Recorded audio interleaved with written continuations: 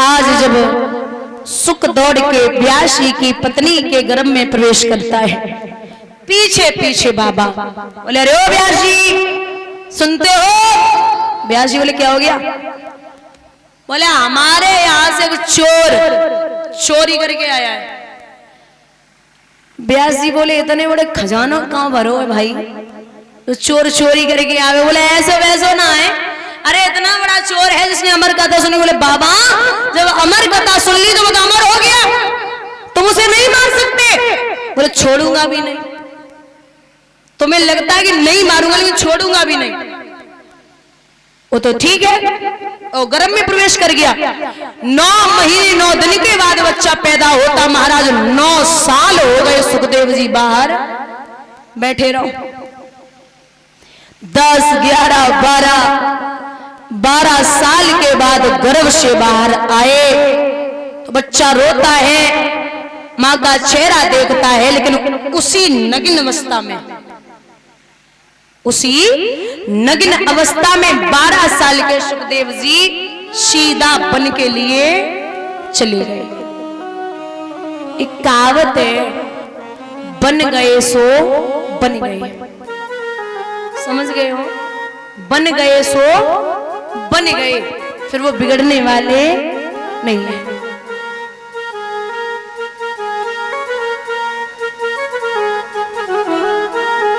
और अगर देखा जाए ना, धनवान व्यक्ति कितना भी हो, लेकिन कभी कभी सुकून नहीं है, सुकून प्राप्त नहीं होता। आप संतों को देखो, जो सच्चा संत हो बड़ा मगन रहता है। दीन कहे धनवान सुखी, धनवान कहे तो सुख राजा को भारी, और राजा कहे महाराज सुखी, महाराज कहे तो सुख इंद्र को भारी, और इंद्र कहे शिव वृंच सुखी, शिव वृंच कहे तो सुख विष्णु को भारी। ओ ए भैया, भगवान भजन बिन है दुनिया में सब जीव दुखारी। या फिर आप परिवार से जुड़े हो, परिवार आपका अच्छा है, वहां परिवार में मेल मिलाप है, सब लोग अच्छे से रहते हैं, परिवार से पूरा सपोर्ट है, सब लोग खुश हैं। क्योंकि मैंने कई बार बताया, हम घर उसे नहीं कहते, ईंट गिट्टी सरिया बालू सीमेंट सब इकट्ठा कर लो, अगर पैसा है तो 10 मंजिल घर बनवा लो, मकान। लेकिन अगर 4 भाई है, चारों अलग अलग रहते हैं, तो वो मकान किसी काम का नहीं, वो मकान ही है। और भले ही 1 मंजिल हो और उस घर में चारों भाई बड़े सुकून में रहते हैं, बड़े अच्छे से रहते हैं। अगर अलग अलग भी है, कोई कहीं है, कोई कहीं है, 30 त्योहार इकट्ठे होते हैं, एक साथ भोजन करते हैं बैठ के, अपने एक दूसरे के दुख सुख की पूछते हैं, सुनते हैं, तो उससे बड़ा दुनिया में कोई सुख नहीं है। आदमी परिवार से ही बढ़ता है और परिवार से ही बड़ा होता है। मैंने शाम को भी बताया था कि माँ बाप ऐसे हैं जो औलाद के लिए, क्योंकि माँ जब भी अपने बच्चे को बिठाएगी ना तो कमर पे बिठाती है और कहती है कि मैं जहां तक देख सकती हूँ तू भी वहां तक देखे। लेकिन पिता हमेशा जब भी अपने बच्चे को बिठाएगा तो यहाँ बिठाता है और ये कहता है कि जहां तक मैं नहीं देख सकता वहां तक तू देखे। बोलिए गोविंद भगवान की। हम जब छोटे रहे, अगर आम हुआ और पिता को एक बार नहीं 100 बार भी अगर पूछा कि पिताजी ये नीम है, तो बाप सर पे हाथ फेर के बच्चे को बोलता, हाँ बच्चा ये नीम ही है, भले ही आम हो। और एक बार नहीं 100 बार बाप जवाब देता था। और आज जब हम बड़े हो गए और पिता बूढ़ा हो गया, पिता अगर एक बार पूछ ले क्या बातें कर रहे हो बता देंगे, दोबारा पूछ लिया तो थोड़े गुस्से में और बता देंगे, और तीसरी बार पिता ने गलती कर दी और पूछ लिया तो बोलेंगे वो चुपचाप रहो, बूढ़े हैं, जरूरी है सब बातें बताए। वो एक वो दिन था, यहाँ तीसरी बार में आप थक जाते हो बताने में। एक वो दिन था जब बाप 100 बार सर पे हाथ फेर के एक ही बात का जवाब देता था। वो समय है, कितना भी कमाइए दादा, आप कमाई, बाप कमाई और पाप कमाई, 3 कमाई होती है। सबसे अच्छी कौन सी है? आप कमाई। कहावत है, बाप की कमाई और बम्बा की है भराई।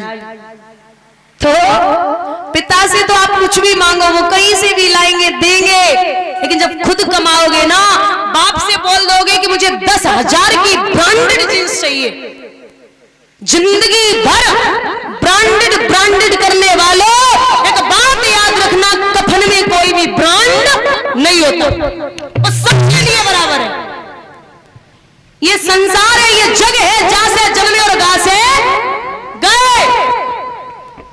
कितना भी पैसा इकट्ठा कर लो, कुछ भी कर लो, लेकिन कहते हैं दादा कि मरघट पे 4 करोड़ नहीं 4 आदमी लेके जाते हैं। बोली बाल कृष्ण भगवान की।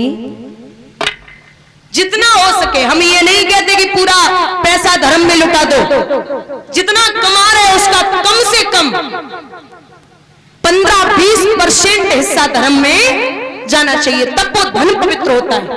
तुलसी पक्षिन के पिए घटे न सरिता नीर, और दान किए धन न घटे जो साय रघुबीर। लिखते हैं विद्वान, धर्म का साथी ईश्वर है, अधर्म का साथी कोई नहीं, और जन्म के साथी माता पिता पर, धर्म का साथी कोई नहीं।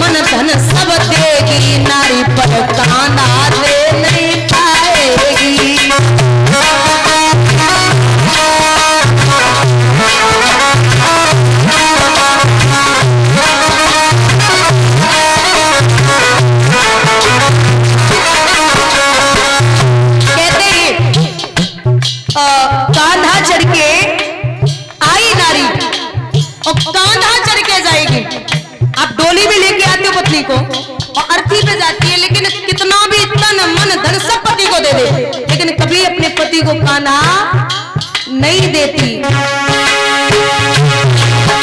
अरे दम के हम दम लागे में का साथी कोई नहीं, मत साथी मात पिता कर, कर्म का साथी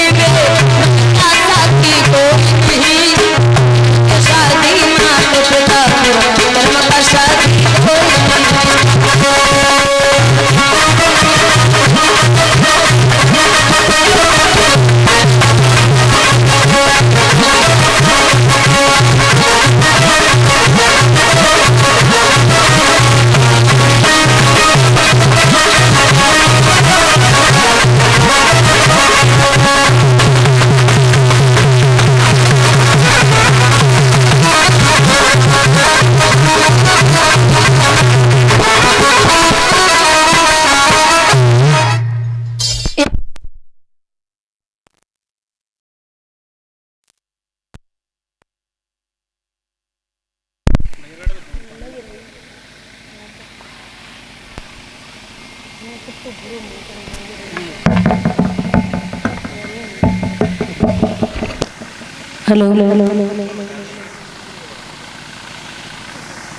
मेरे भैया, यहाँ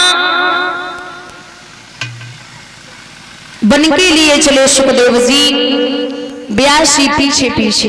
अरे बेटा, हे बेटा, अरे पुत्र। पशु पक्षी जीव जंतु कहने लगे कैसे पिता हो, अरे क्यों रो रहे हो, उसके पीछे भाग रहे हो। अरे ये पता नहीं कितनी बार आपका बेटा हुआ, कितनी बार आप इसके पिता हुए, व्यर्थ चिंता कर रहे हो, लौट जाओ। ब्यासी लौट तो आए, लेकिन अपने 2 शिष्यों को भेजा,